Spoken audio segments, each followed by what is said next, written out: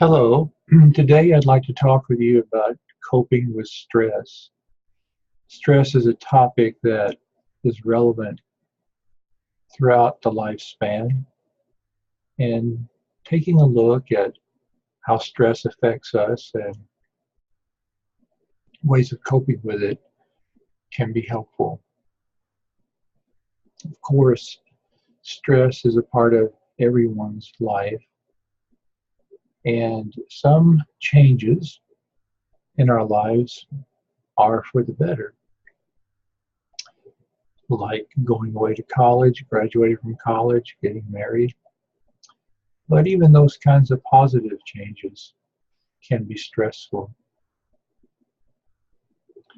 So when we are dealing with stressful situations in our lives, one of the things that is helpful for us to consider is how we are affected physically by stressors that we experience.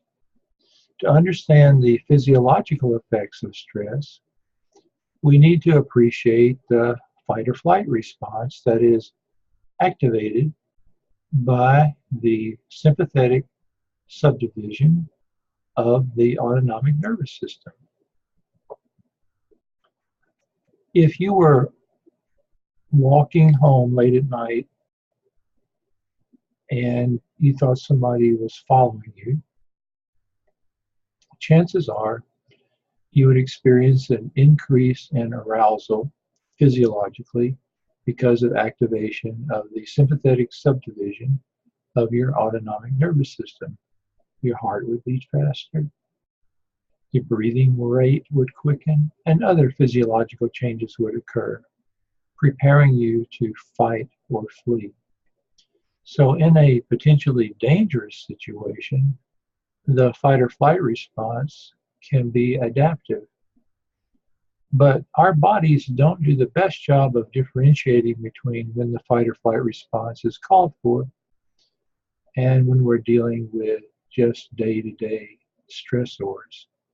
So what can easily happen is that our bodies overreact physiologically with the fight or flight response to daily stressors that aren't most likely dangerous or life-threatening.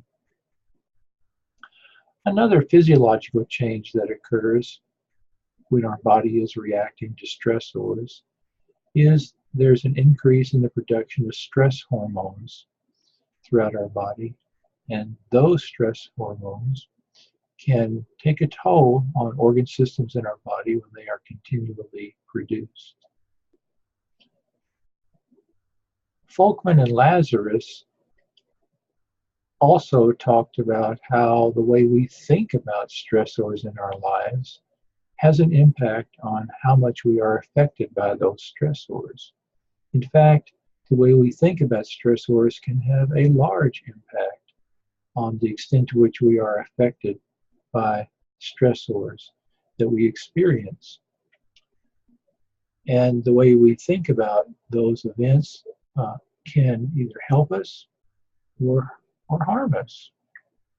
So they talk about how we go through a process of appraisal.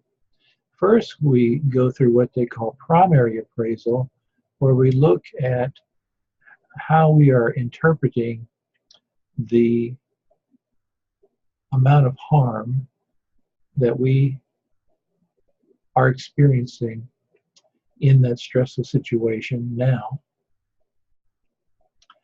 and how much harm the stressful situation may cause for us in the future, which they call threat. And then look at the challenge involved in the stressful situation, and that has to do with our ability to consider how, even though we may wish we weren't going through this stressful situation in our lives, maybe we can gain from it, maybe we can learn from it in ways that can help us to grow as a person. As a part of primary appraisal, Lazarus and Folkman also talk about meaning assessment, where we consider how we might derive meaning or purpose from the situation that we are coping with. The next type of appraisal that they discuss is what's called secondary appraisal.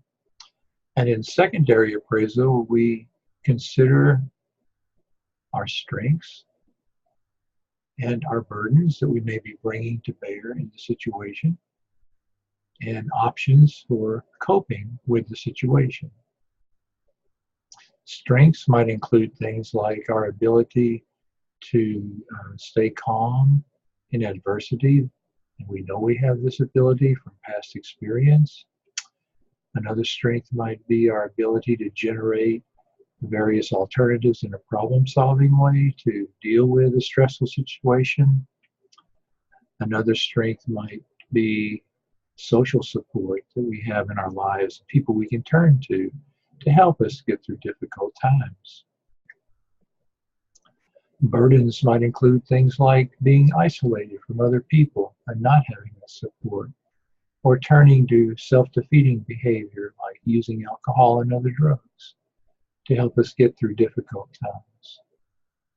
And once we have engaged in this process of appraisal, then we can move on to the next type of appraisal they talk about, which is called tertiary appraisal. And in tertiary appraisal, we then decide on a way of coping with the situation that we commit to doing, and we try it out and see how it works. And if it works well, great. If not, then we can go back to the drawing board and consider other possibilities. The extent to which we can see a situation as more of an opportunity than as a source of harm or threat will help us to be able to cope better and to grow through difficult times in our lives. So attention has also been given to various types of coping, and I'd like to talk with you about those a little bit. These include problem-focused coping, emotion-focused coping, social support, and defensive coping. So in problem-focused coping, we try to fix or change or solve the situation, whatever it might be. So we're looking at our options, we're trying to change things, and then we pick an option and go with it and see how it works. In emotion-focused coping, we're more changing our outlook or perspective on something, and we're dealing with our feelings about it more than trying to fix it or change the situation itself. Social support, of course, involves being able to turn to others to talk with them about our feelings and to allow them to help us get through a difficult time. Social support, by the way, is a means of coping with stressful situations that many of us find very helpful. And then defensive coping involves the self-defeating ways of going about dealing with a situation that just tend to make it worse.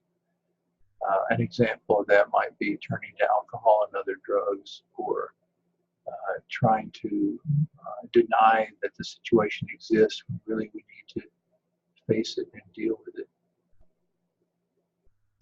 I hope that as you read about stress and its effects and ways of coping with stress, that you'll give some thought to the stressors that are going on in your life now, how they are affecting you, and ways of coping with them, dealing with them. And that you will appreciate how the way we think about things and the level of support we have from others in our lives can really help to buffer us from the harmful effects of stress.